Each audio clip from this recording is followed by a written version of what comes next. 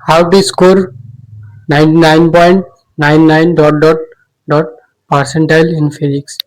তো টাইটেল দেখে নিশ্চয়ই এই ভিডিওটা দিয়ে চলে এসেছো। তো তোমরা হয়তো অনেকে ফিজিক্সে কম নাম্বার পেয়ে ডিমোটিভেটেড হচ্ছ, এটা ন্যাচারাল। কিন্তু আবার অনেকে বিশ্বাস করে যে ফিজিক্স একটা টাফ সাবজেক্ট, ফিজিক্স শেখাটা অতটা সহজ নয়, বিশেষ একটা বিশাল ধারণা তৈরি হয়েছে ফিজিক্সের প্রতি, এটা রং। বা তোমার সিনিয়ররা বলে থাকবে যে ফিজিক্স টাফ সাবজেক্ট, ফিজিক্সের জন্য ভালো কোচিং চাই, ইনস্টিটিউট চাই, মডিউল চাই, তোমার চাই টিপিপি, এই সমস্ত টপিকসগুলো বলবে। তো দেখো, ফিজিক্স শেখার জন্য প্রথমত যেটা চাই সেটা হচ্ছে প্যাশন, ডেডিকেশন, কনসিস্টেন্সি। এই জায়গাগুলো খুব ইম্পর্টেন্স হয়, মানে তোমার এটা শেখার আগ্রহ, এটাই তোমাকে স্ট্যান্ড করাবে। তো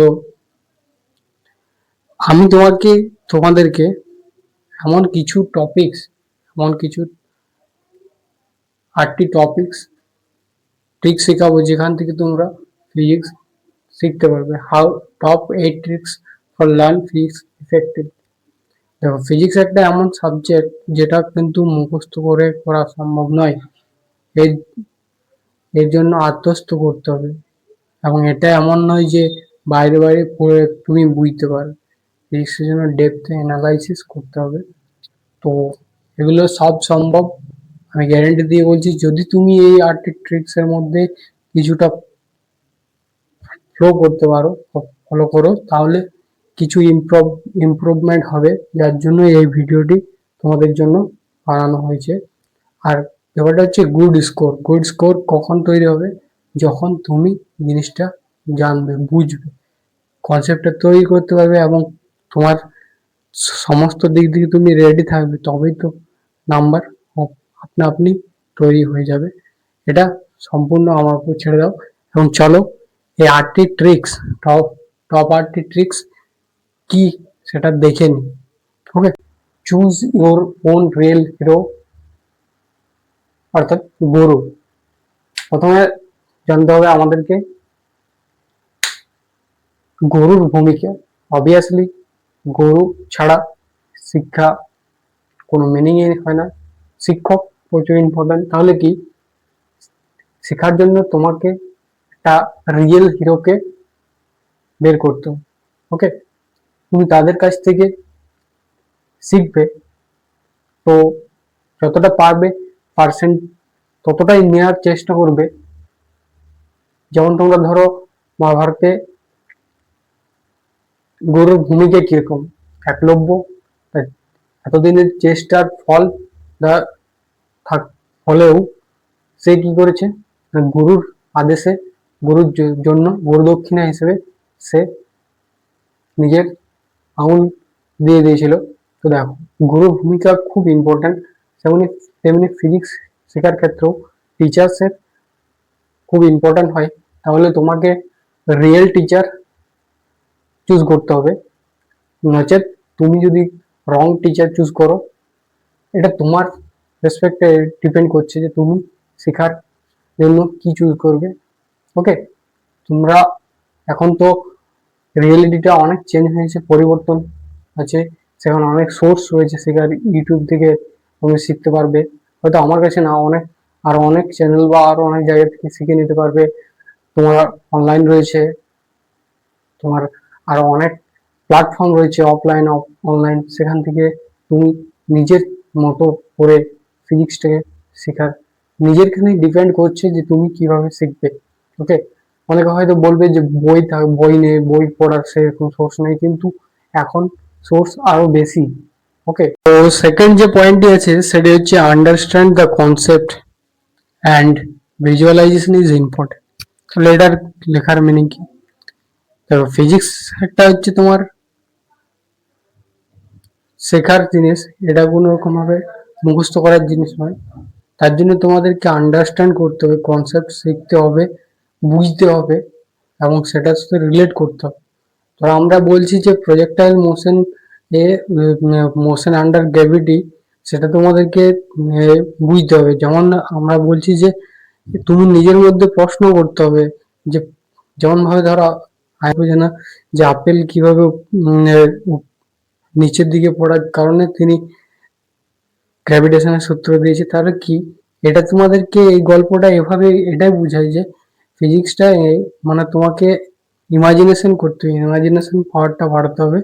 শুধুমাত্র বই পড়ে টপ জেনে হবে না, যার জন্য তোমাকে রিলেট করতে হবে। শুধুমাত্র সিলেবাস করলাম, নাম্বার করলাম, এটার পিছনে দৌড়লে হবে না, শেখার পিছনে দৌড়তে হবে, আন্ডারস্ট্যান্ডিংটার পিছনে দৌড়তে হবে, তবেই তোমার ফিজিক্স স্ট্রং হবে।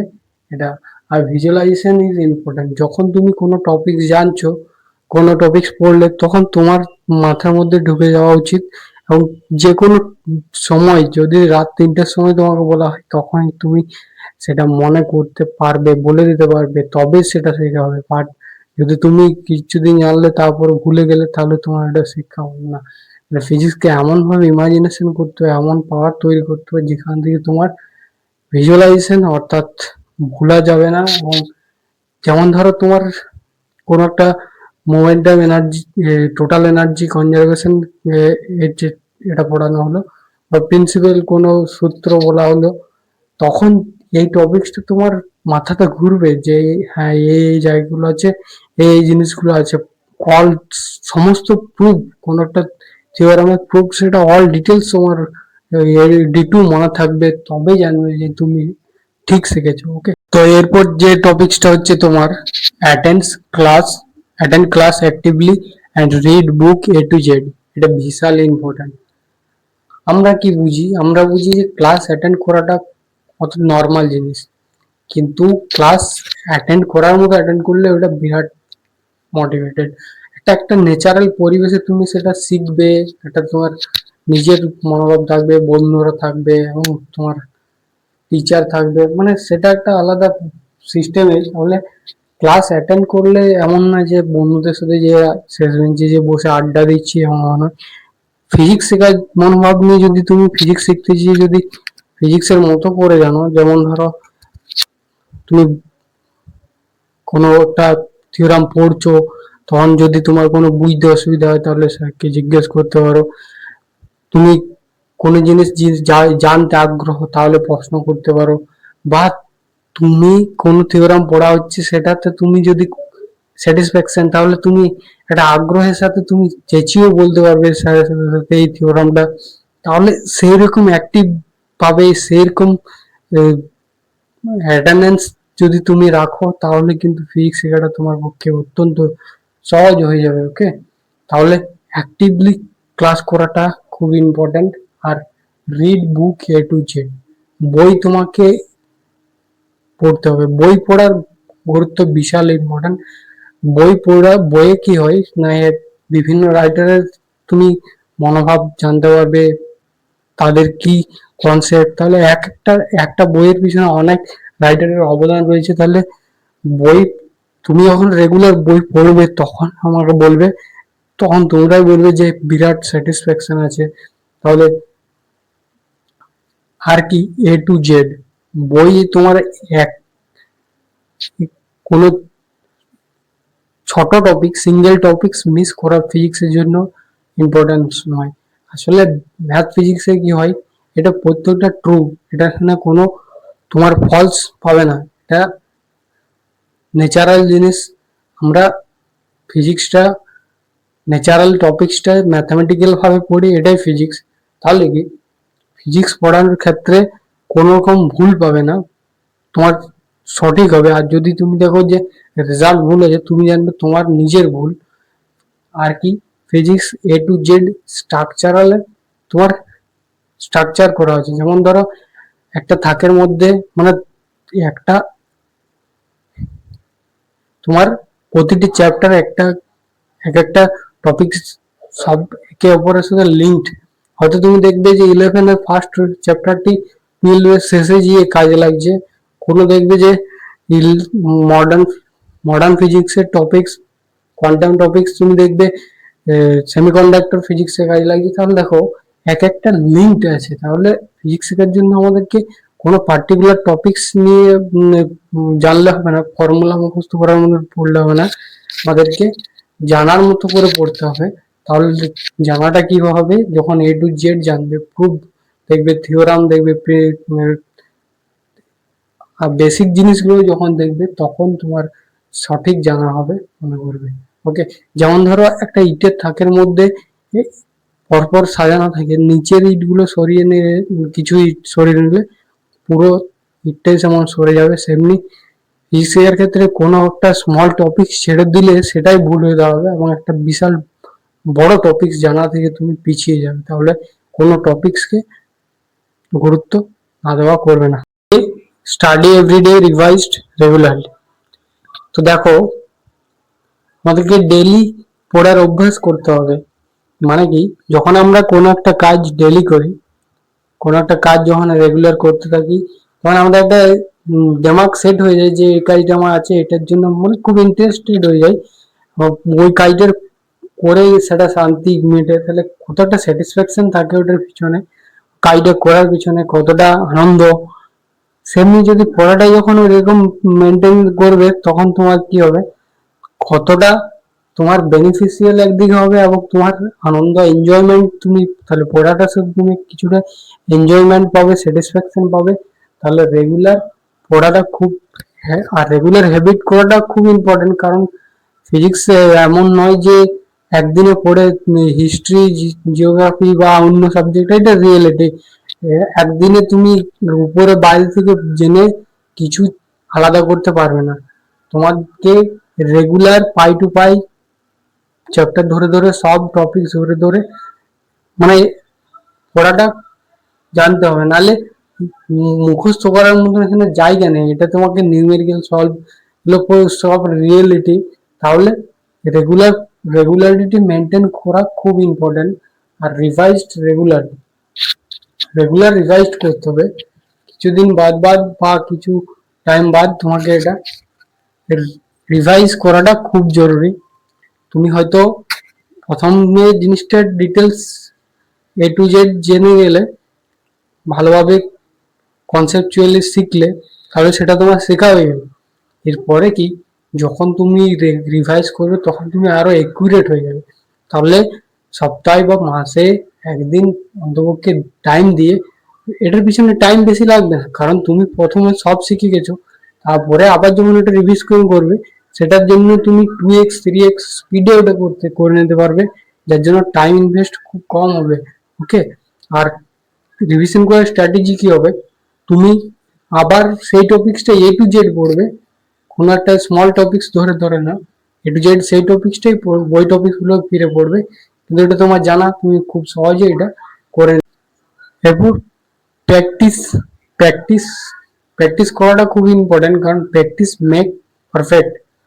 তাহলে প্র্যাকটিস যখন রেগুলার তুমি করবে, টাইম টাইম দেবে, রেগুলার যখন ধরো তুমি এমন প্র্যাকটিস করতে হবে যে খাতার পর খাতা লুজ, পেন পেপার নিয়ে লিখতে লিখতে কলমের কালি শেষ, ঠিক ওইরকম স্টেটে নিয়ে যেতে হবে নিজেকে। প্র্যাকটিসটা, হার্ডওয়ার্কটা এখানে একটু ইম্পর্টেন্ট। এবং নিউমেরিক্যাল সলভ, প্রথমে কি করতে হবে, তোমাদেরকে কনসেপ্ট শিখতে হবে, তারপর কি করতে হবে, সেটা নোটস যেটা পারলে বানালে, তারপরে তোমাদেরকে বই পড়তে হবে। নেক্সট তোমাদেরকে সমস্ত টপিকস যে সব ইম্পর্টেন্স, সেগুলো পেন ধরে ধরে রিকল করলে, তাহলে কি হবে, লিখতে লিখতে রিকল করলে তাহলে তোমার দিমাগে সেটা সেট হয়ে যাবে। আবার নিউমেরিক্যাল যখন প্র্যাকটিস করবে, সেটা কনসেপ্টটা সেটা তোমাকে অ্যাপ্লাই করতে শিখতে হবে।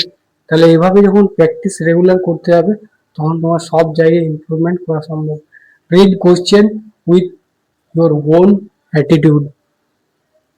কোশ্চেন তোমাকে নিজের অ্যাটিটিউডের সাপেক্ষে পড়তে হবে। মানে কি, যখন আমরা কোশ্চেন ধরি, যেমন আমরা কম্পিটিটিভ এক্সাম ধরি, নিট জেই, এই সমস্ত জায়গায় ফিজিক্সের নিউমেরিক্যাল টাফ হয়, তাহলে নিউমেরিক্যাল পড়াটার অ্যাটিটিউডটা তোমাকে ডিসাইড করে দেবে তুমি সেটার সাথে লড়বে কিভাবে। তাহলে অনেক স্টুডেন্ট কি করে, কোশ্চেন পড়লো বুঝতেই পারলো না এবং সলভ করতে গেলো, তাহলে সে তো মারা যাবেই, পারবে না সলভ করতে। তাহলে পাই টু পাই প্রত্যেকটা লাইন ধরে ধরে পড়লে কি অ্যান্সার চেয়েছে, কি আমাকে করতে হবে সেটা ঠিক করলে, কোশ্চেনটা জানলে, তার সাপেক্ষে তোমার মনে পড়বে যে তোমাকে সেই জায়গাকে নিয়ে যেতে হবে, স্টেটে যে শিখেছো যেখানে, সেটা তোমাকে ওখানে পেস্ট করতে হবে, সেইগুলো অ্যাপ্লাই করতে হবে। তাহলে তুমি তাহলে কিভাবে পড়বে? একবার পড়লে, দুবার পড়লে বুঝার চেষ্টা করবে সব সময়, না বুঝলে আবার পড়বে, কিন্তু নিজের অ্যাটিটিউড, নিজের যে অ্যাটিটিউড আছে সেই অ্যাটিটিউড দিয়ে পড়বে। যেমন অ্যাটিটিউড সেটা তোমার উপর নির্ভর করছে, কিন্তু মেন ফোকাস কোশ্চেনটা বুঝার পিছনে। ওকে, এর পরের যে টপিক আছে সেটা হচ্ছে take time bounded mock test. দেখো, আমাদের মক টেস্ট দেওয়াটা খুব ইম্পর্টেন্ট। আমাদের মার্কস কিরকম হচ্ছে এটার উপর জাজ করা যাবে না যে আমি কতটা শিখেছি। আর আমাকে এই ফিজিক্স শেখার জন্য এই ক্রাইটেরিয়া গুলো ফুলফিল করতে হবে, তবে আমি সেরকম একটা বেস, তাও তোর লাইফে মানুষ হতে পারবে। তাহলে কি, যখন তুমি টাইম ধরে ধরে কোনো কোশ্চেন প্র্যাকটিস করবে, সেটা তোমার টেস্ট দেবে, তাহলে পরীক্ষা কি, পরীক্ষার মিনিংটা এটা, যুগ যুগ ধরে পরীক্ষা হয়ে আসছে, টেস্ট করে চলে এসেছে, তাহলে টেস্ট এতটাই গুরুত্বপূর্ণ, নিজের চেষ্টা টেস্ট হবে। এমন নয় যে স্যার দ্বারা পরীক্ষা দিচ্ছ, নিজের নোট বানাচ্ছ, ইয়া করছো, বন্ধুদের সাপোর্ট নিচ্ছ না, নিজেকে সেট করতে হবে, টাইম টাইম ধরে ধরে কোশ্চেন নিতে হবে, কোশ্চেন সেই টাইমের মধ্যে সলভ করার অ্যাটিটিউড রাখতে হবে সেই রকম। তাহলে কি, এটা তুমি যখন পরীক্ষাটা দিবে তখন তুমি নিজেই বুঝতে পারবে যে আমার কতটা ইমপ্রুভমেন্ট হয়েছে। এবং বিভিন্ন কম্পিটিটিভ এক্সামের জন্য এই পয়েন্টটা খুব ইম্পর্টেন্ট হয়ে যায়। তুমি নিজের অ্যানালাইজ করতে পারবে তোমার কতটা ডিস্টেন্স, তুমি কতটা এগিয়ে এগোতে পেরেছ, আর কতটা তোমার যেতে হবে। যখন তোমার লক্ষ্য একটা স্থির, ওটার পিছনে যখন এইভাবে তুমি চেষ্টা করবে, নিজেকে বুঝবে, নিজেকে অ্যানালাইজ করবে, তখন তোমার জন্য এই টেস্ট দেওয়াটা খুব ইম্পর্টেন্ট হয়ে যাবে। তাহলে তুমি কতটা দৌড়তে পেরেছো এটা তোমার এখানে জাজ হয়ে যাবে, নিজেকে ঝালাই করে নিতে পারবে। সেই জন্য এটা খুব ইম্পর্টেন্ট।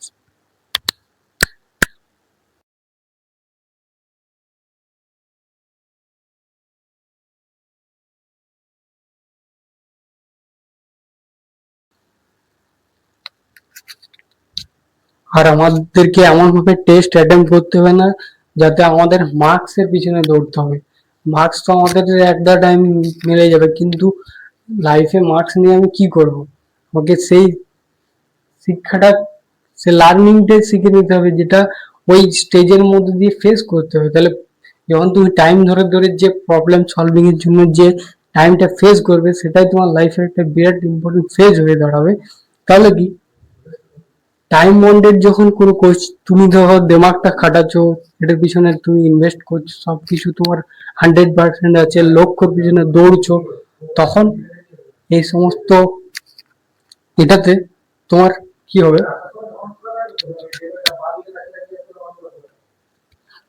তখন লাইফে তুমি একটা ভালো লার্নিং শিখে যাবে। এট দ্য টাইম শুধু মার্কসের পিছনে, ভালো মার্কস পেয়ে তুমি লাইফে কি করবে, কিন্তু যে এটার পিছনে লার্নিং, ওটার পিছনে দৌড়তে হবে। Okay, analyse your mistake, try to improve. দেখো, ফিজিক্স শেখার জন্য তোমাকে বিশেষ কিছু নিজের মধ্যে গুণ রাখা চলবে না। তেজ, রাগ, তোমার অভিমান, এই সমস্ত এই টপিকস গুলো ভুলে যেতে হবে। আমার নিজেকে সেই ফিজিক্সে ক্ষমা প্রার্থী করে দাঁড়াতে হবে, যে আমাকে সেরকম ভাবে তোমার নিজের ভুলটা সেখানে ক্ষমা চেয়ে নেবে, যে আমার মিস্টেক হয়েছে, এবং সেটা থেকে তুমি শিখতে যাবে, তবেই তো লাইফে একটা স্টেজে পৌঁছবে। তাহলে কি, যখন তুমি যে ভুলগুলো করলে, সেখানে নিজের মধ্যে অ্যাটিটিউড রাখবে না, সিম্পল থাকবে, কিন্তু কি হবে, যখন তুমি তোমার মিস্টেক গুলা বুঝবে, তাহলে কি হবে, মিস্টেক গুলো বুঝার মধ্যে ঝালাই করার মতন অ্যাবিলিটি বানাতে হবে। তাহলে যে কোনো ডিফিকাল্ট কোশ্চেন পিছনে তুমি, তাহলে সেগুলো তুমি কিভাবে বন্ধুদের, স্যারদের শেয়ার করলে, এবং পরে সেটাকে ঠিক করার চেষ্টা করলে, হয়তো তুমি কি কোন জায়গায় মিস্টেক হয়েছে, কোন টপিকসটা ভুলে গেছে, কোন জায়গাটা ইমপ্রুভ করা দরকার, এবং পরবর্তীকালে এটা যখন ইমপ্রুভ করবে, তখন যে স্যাটিসফ্যাকশনটা আসবে, বিরাট স্যাটিসফ্যাকশন, তখন মনে হবে যে কিছু করলাম, এবং এইভাবেই ফিজিক্স শেখার প্রসেস। এটা তুমি যদি রেগুলারিটি মেনটেন করো কাজে লাগবে।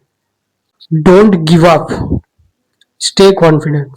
দেখো, লাইফে বহুত ফেজ আসবে এবং ফিজিক্স শেখার ক্ষেত্রেও ঠিক একই রকম প্রযোজ্য, যে ফিজিক্স তোমার হয়তো চেষ্টা আছে কিন্তু তুমি পাচ্ছ না, কিন্তু তোমাকে গিভ আপ, হার মানলে চলবে না। স্বামী বিবেকানন্দ বলেছেন, দৌড়তে না পারলে হাঁটো, হাঁটতে না পারলে হামাগুড়ি দিয়ে চল, কিন্তু থামা চলবে না।